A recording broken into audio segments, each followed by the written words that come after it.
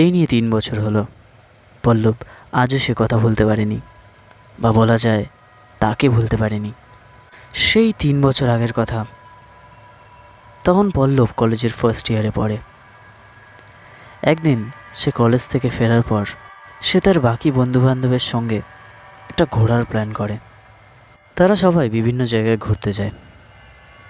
শেষ পর্যন্ত তারা তাদের মধ্যে একজন বন্ধুর বাড়িতে গিয়ে কিছুক্ষণ আড্ডা মারে।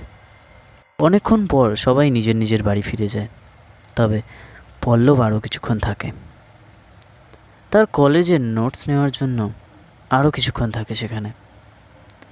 তবে রাত একটু হয়েছে, তখন বাজে প্রায় 11:30। পল্লব ওখান থেকে বেরিয়ে যায়। যার বাড়িতে সে এসেছিল সে তাকে কিছুটা এগিয়ে দেয়, তবে বাকি রাস্তা তাকে একাই যেতে হবে।